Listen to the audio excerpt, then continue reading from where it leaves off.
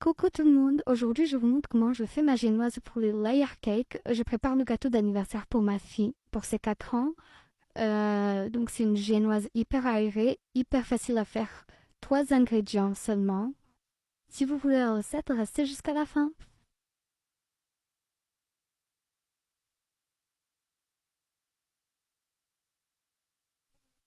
Du coup, je commence par monter mes blancs en neige avec du sucre. Je mets la totalité du sucre et je parfume avec mon sucre vanille. Je mets ça dans un fouet pendant 10 minutes. 8 à 10 minutes. C'est pas une façon de parler, c'est vraiment 8 à 10 minutes. Il faut vraiment que ça monte bien comme il faut.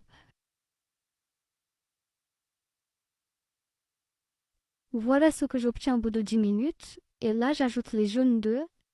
Et ensuite, je remélange, mais pour 1 minute juste, histoire de que le mélange devienne homogène.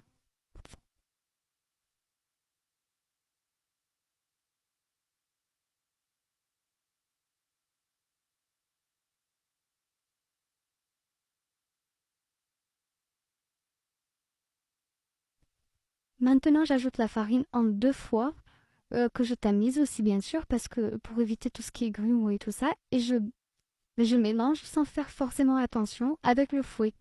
En fait, le fait d'avoir fouetté pendant 10 minutes, les blancs d'œufs ne se cassent pas, quasiment pas. Voilà. Donc, n'ayez pas peur, vous pouvez bien mélanger.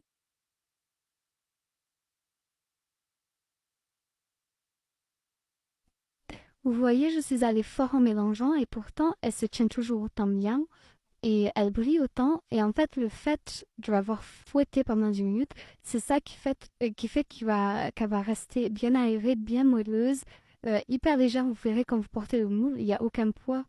C'est vraiment le fait d'avoir battu les œufs pendant 10 minutes, bah, en fait, ça se casse plus facilement quand vous fouettez. N'ayez pas peur. J'égalise du coup avec un bâtonnet magénoise pour éviter que ça fasse une bosse pendant la cuisson.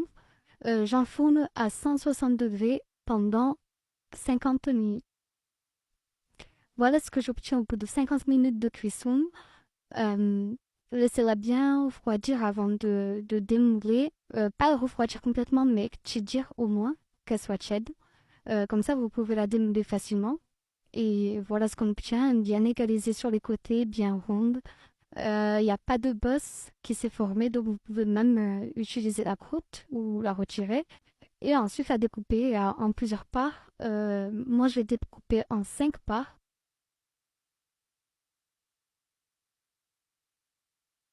En tout cas, j'espère que la recette vous aura plu. N'hésitez pas à liker. Si la recette vous a plu, abonnez-vous. Ça me fait très plaisir. Ça m'encourage encore plus et ça me motive encore plus pour vous donner d'autres nouvelles recettes. Et n'oubliez pas de partager ma recette et je vous dis à bientôt.